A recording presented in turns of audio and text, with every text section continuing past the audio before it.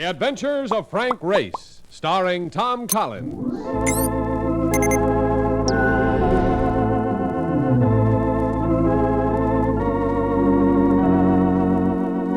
The war changed many things, the face of the earth and the people on it. Before the war, Frank Race worked as an attorney, but he traded his law books for the cloak and dagger of the OSS. And when it was over, his former life was over too. Adventure had become his business. The Adventures of Frank Race.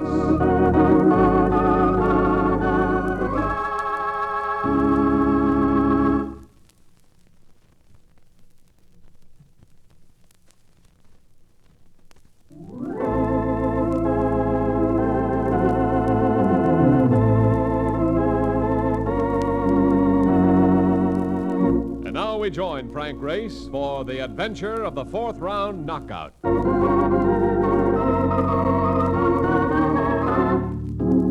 If it ever came to a war between Brooklyn and the rest of the world, I'd be tempted to bet on Brooklyn.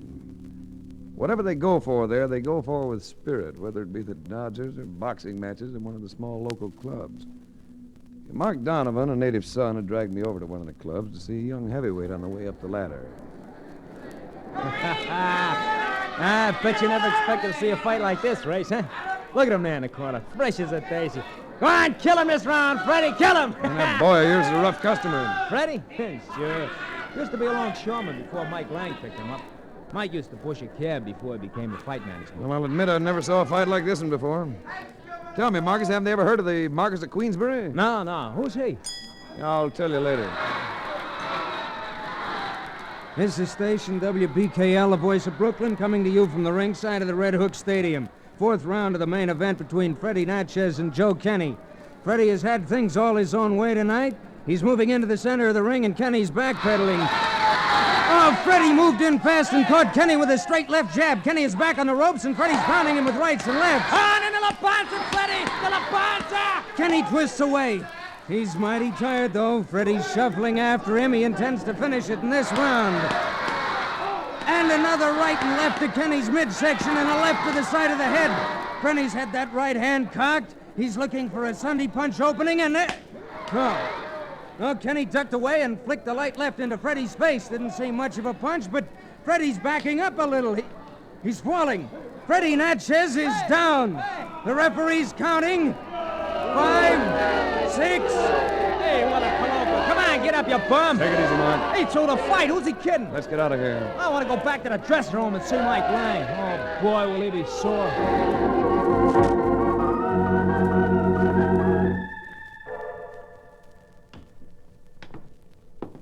I wish Mike would come out or let us in or something. You said he'd be out as soon as the doctor got finished with Freddie. Doctor? What's that Palooka need a doctor for? He was hardly hit. It didn't seem as though he was, but I don't know, Mark. It was a funny fall. Ah, that wasn't no fall. It was a dive. He went into the tank like Esther Williams at the... Oh. Hello, Mike. Tough break, fella. Yeah, Mark, yeah. That double-crossing... I like to go in and slug him myself, but... What's the matter, Mike? Oh, come on, don't take it so hard. He's dead, Mark. Freddie's dead. Dead? Well, it didn't seem like much of a punch, Mike. It wasn't. That isn't what killed him. He was poisoned. Poison? So the doc says. But I don't know. I don't know how. Who was around him before the fight? Nobody but me. I was the only one with him for the last 4 hours, right up until the time he climbed into the ring. Afraid I'm in a jam.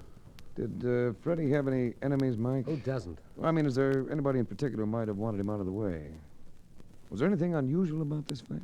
Well, there was a lot of betting, Race. Too much for a small club bout. It means that somebody might have made a big killing. Yeah, but who? Wasn't one of the big plungers. Most of them bet on my boy.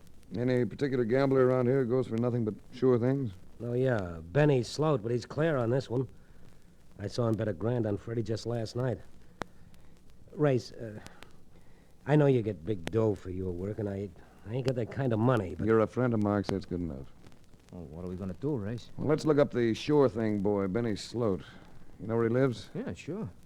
He's got kind of a mansion up in the hills off Grand Central Parkway. Ravine Road. You better drive me up there.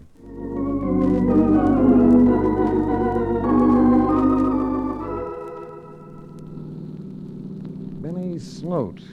I seem to connect that name with recent headlines, Mark. Yeah. He got a big splash, something about fixing a favorite at the track. The horse lost, and they say Benny raked in 100 G's.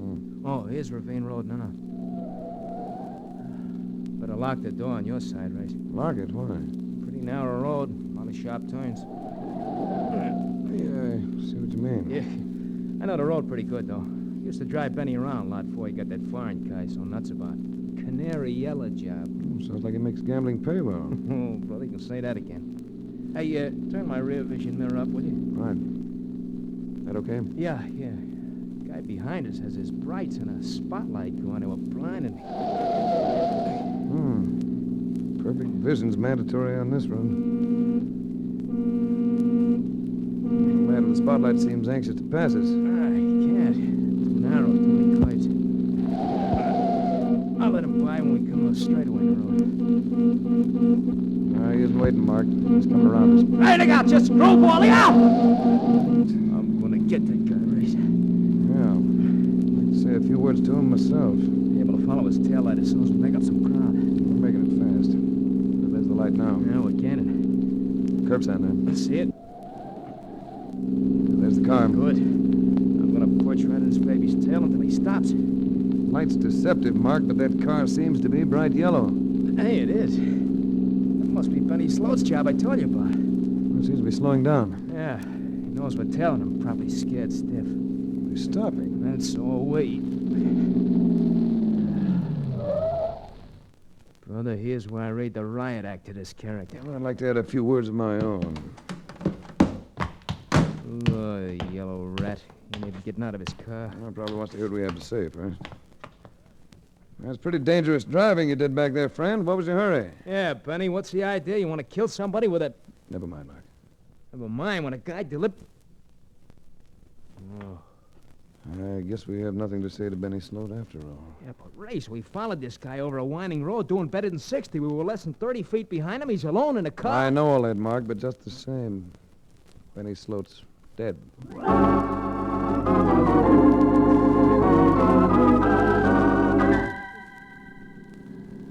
Look, Race, maybe we ought to call in the cops. Well, they'll come in soon enough. I'd like to clear Mike Lang before any arrests made. All right, you're the boss. Here's Benny Sloat's house now. Go on, I should come in with you. No, you make the rounds of the gambling hangouts. See if there's any talk floating around about the fight, the gambling part of it. Right. Then go back to my apartment and wait for a call from me. Mark drove off, and I studied the exterior of the house that Shore Thagans built. It was in excellent taste. Plenty of glass and brick. Much bigger than it seemed at first glance. I decided to see if the interior matched.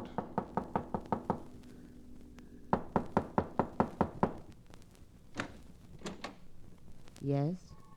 One look at the woman in the doorway was enough to tell me who had provided the aspects of good taste in the life of the late Benny Sloat. Fashions from Paris had taken care of her dress, but they didn't come close to what nature had provided for the filling. Here was a woman no man could ever whistle at. It takes breath to whistle. May I help you? Is this the Sloat residence? Mr. Sloat isn't home. No, he's as close as he'll ever get, though. May I come in? Well, I'm not selling anything, really. I just want to discuss a dead man I found up the road. Come in. She snapped the light on as we went into the living room. But the room wasn't empty. 2 glasses were on the coffee table in front of the fireplace, and a slightly balding man was sitting stiffly on the divan. Mr. Race. Frank Race. Mr. Race, this is Mr. Honigman. A pleasure, Mr. Race. Hello. Mr. Honigman was just leaving. Yes, I was just leaving.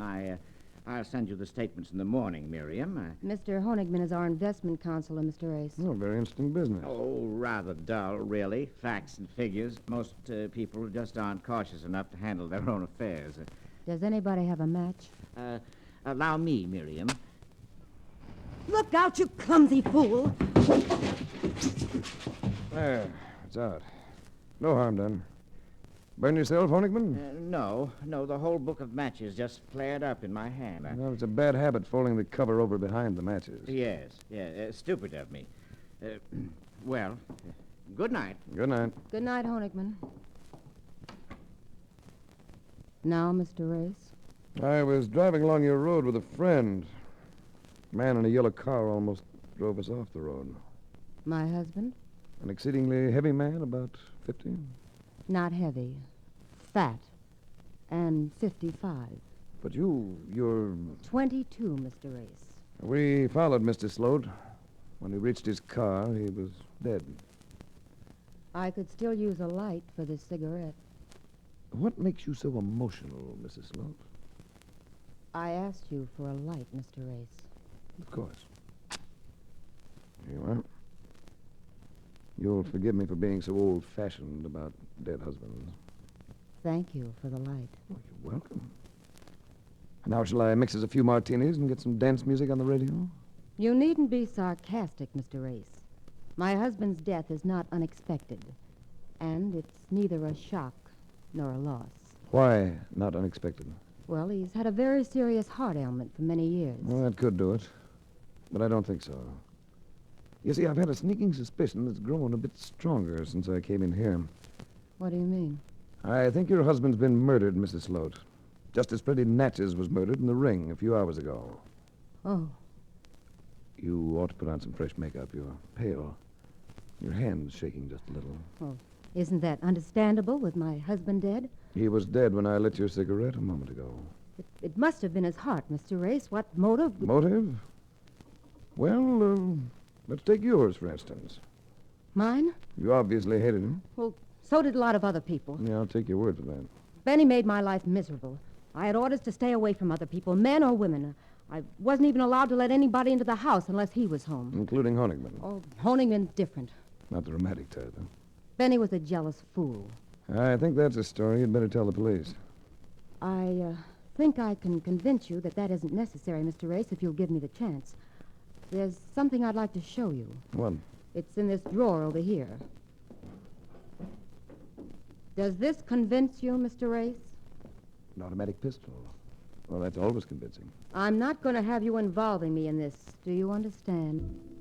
An automatic demands a lot of respect and complete attention. But mine was distracted momentarily by a movement outside the window. You needn't look for help, Mr. Race. This house is quite isolated. I know it is. You said your husband had enemies. Do you have a choice few of your own? Why? May be very important to know in the next few moments. Do you know how to use that cannon you're pointing at me? I assure you, I'm an expert. Let me, I have a demonstration. Do you think you can hit that lamp, put it out quickly? What are you getting at? I'm not sure, but I think I'm trying to save your life. Don't look now, but there's a man outside in your garden. No, don't turn. He has a rifle, I think. Harry Connors. I don't know if he's going to shoot you or me. If it's you he's after, it might be to your advantage to get rid of that light.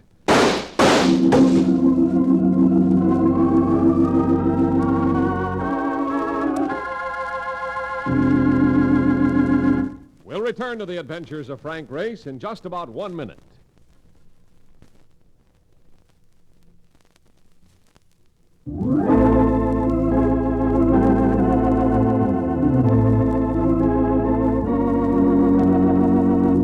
And now back to the adventures of Frank Race.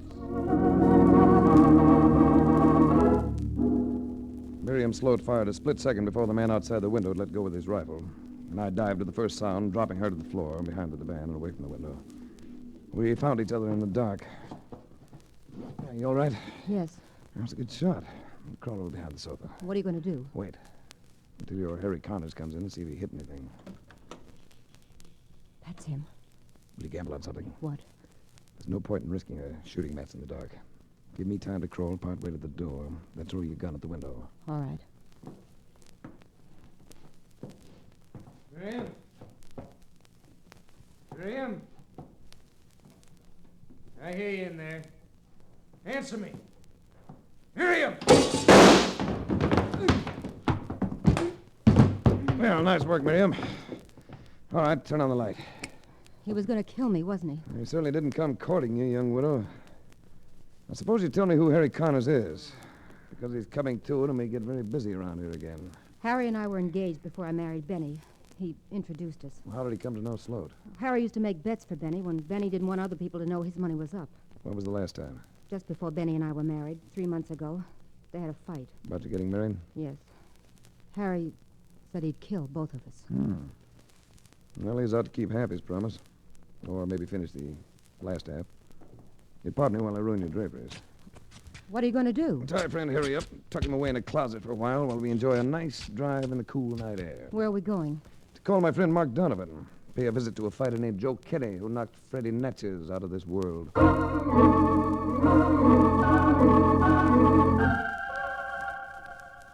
Is Kenny's joint right here? Good. You and Mrs. Sloat take a few turns around the block. I want to talk to Kenny alone. Right, Race. Yell if you need me, huh?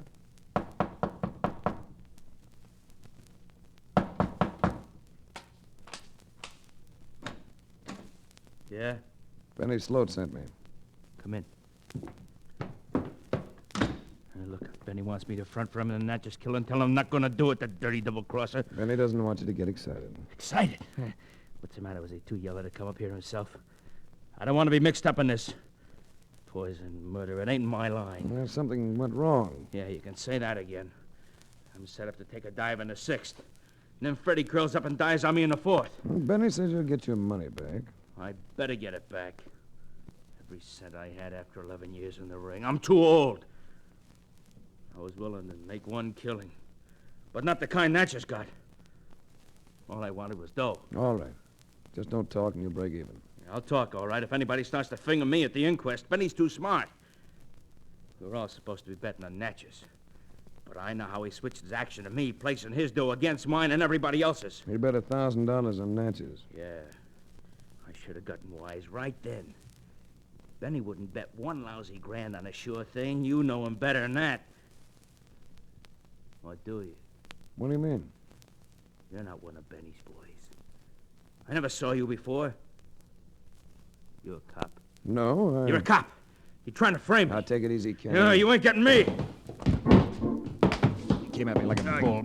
He was an old fighter, and his reflexes were just a trifle slow, but he could hit. Caught me one under the heart, and my knees buckled. But I caught him behind the knees and dumped him to the floor. I ground my heel into his shin as he got up. He jerked forward slightly, and I planted one low in his stomach, and I let him have an elbow on the side of the jaw. And I pounced on him as he fell. All right, now, Kenny. Don't move or I'll break your wrist. All right, cop. You got me. I told you I'm not a cop. I'm investigating for Mike Lang, Freddie's manager. All I want is to save his neck. You on the level? Yeah.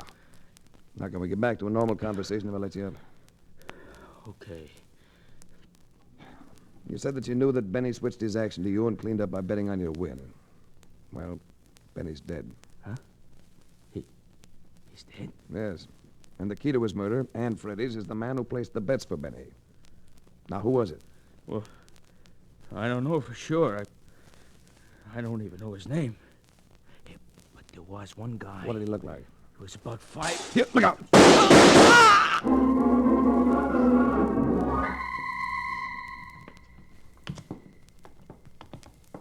Did you get anything out of Joe Kenny, Race? Somebody shot him while I was talking to him.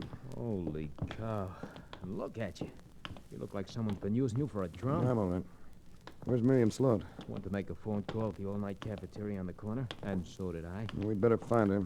I want to run back to her house checkup on Harry Connors. Connors was the reason for my phone call. I thought I'd see what I could dig up about him. What'd you find out? Well, he was a betting commissioner for Benny Sloat, see? But you know what he used to be? He used to be a pharmacist. Now, ain't that interesting? Since Natchez and probably Benny were poisoned, very interesting. Here's a cafeteria. Well, I can see the phone booth through the window. It seemed to be empty. Wonder where she went. There she comes, from around the corner. Looking for me? Yes. Who did you call before? Bill Honigman. You met him at the house. Oh, yes. I thought you might want to examine my husband's books or ask Honigman about his recent business dealings. Well, it might be a good idea. First, I think I'll call on Freddie Natchez's wife. Under the circumstances, I'm sure she won't be sleeping. Did Kenny give you any information? It's time for you to have another cigarette. Somebody shot him while I was talking to him.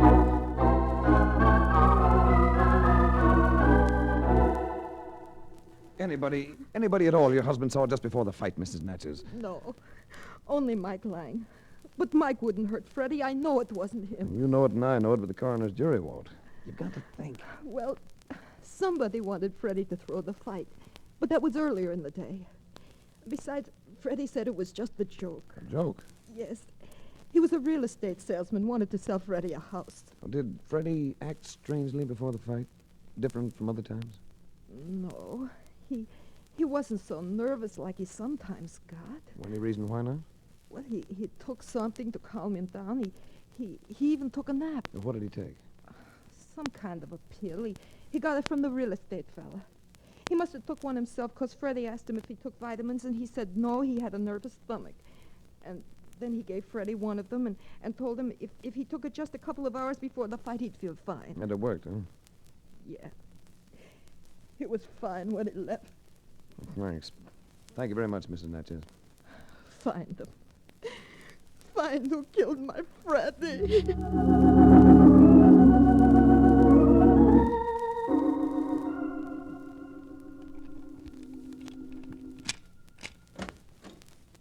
Come on in. In a moment.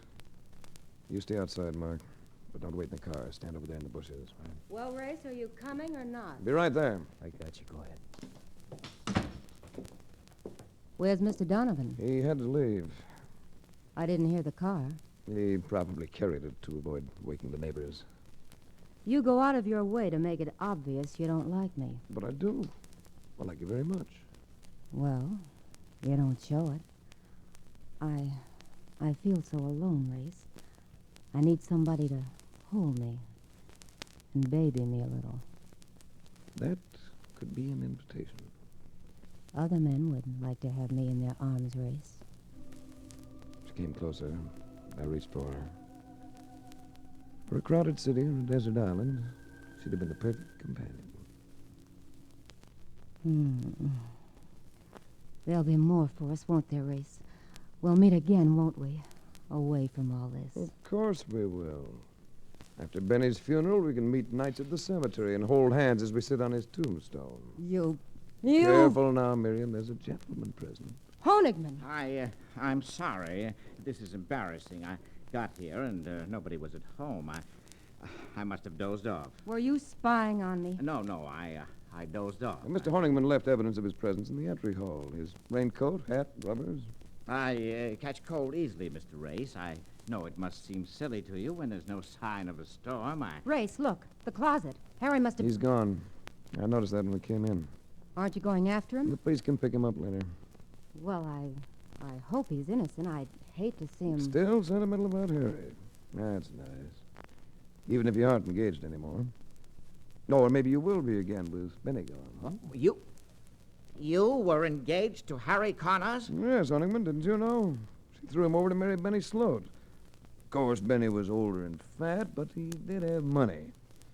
Maybe she'll go back to Harry now. Yes. Maybe she will. Of course, she might marry somebody else with money. Temporarily.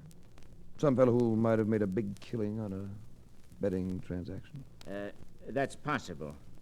I'm sure Mrs. Sloat's romances don't interest me. Mrs. Sloat? Don't you mean Miriam? You're on better terms than that. Now, tell me, Mrs. Sloat, wasn't Harry Connors your investment counselor before Honigman took over? Yes. Why? Because Connors used to place your husband's bets. And if Honigman took over the job, he's the one who placed Benny's bets for the fight last night. Are you accusing me of killing Sloat? Yes, and Natchez. Then you're a fool. Because whoever killed them also killed Joe Kenny. And I can prove I was in my hotel when Kenny was killed. Who told you Kenny was killed? Miriam told me when she called to ask me to come over here. Oh, that's too bad. Because I didn't tell Miriam until after she had called you. Honigman, you fool. Miriam, I didn't know. Fortunately, I didn't rely on you, Honigman. No, Mrs. Sloat still has her automatic. Mm-hmm. And this time it won't be the light bulb I hit. Yeah, before you pull that trigger, Miriam, I might warn you. You're in for a deafening silence. I opened your purse and emptied the gun while we were driving back in the car. What? Why? Drop it! It was loaded. Oh, my arm. Honigman, you let him get away. Not far. Hold it, Junior. Hold it. I said hold it.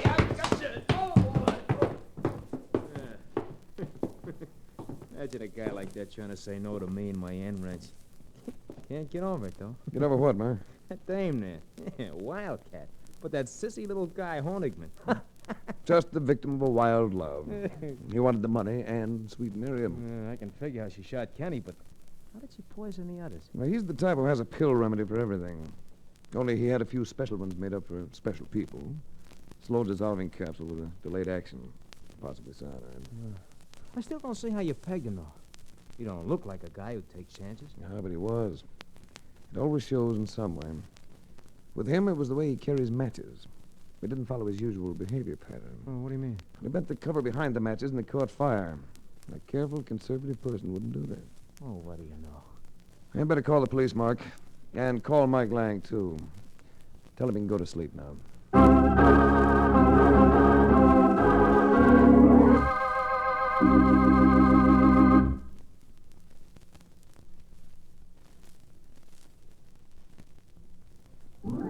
The Adventures of Frank Race, starring Tom Collins with Tony Barrett as Mark Donovan, comes to you from Hollywood.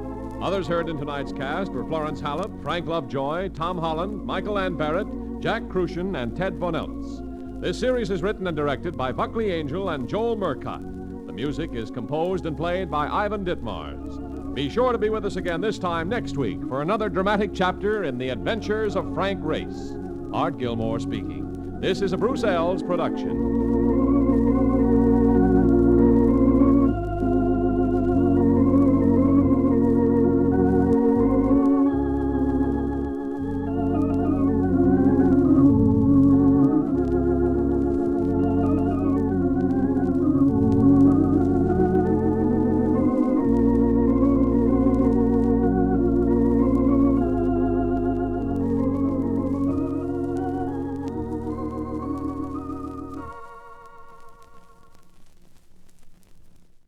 Enjoying the timeless classics on Golden Age Radio? If you're loving the nostalgia and captivating stories, consider supporting our channel with a tip. Your generosity helps us continue bringing you the best of vintage radio entertainment. Simply click on the link in the description. Thank you for being part of our community. Lost in Brazil invites you on an unforgettable journey where every moment is an adventure waiting to be discovered. Join us as we uncover the soul of Brazil, one incredible experience at a time. Click on the link in the description and embark on the ultimate Brazilian odyssey. You have been listening to Golden Age Radio, rumble.com/C/GAR, brought to you by G3PL.com. Don't forget to subscribe for more videos.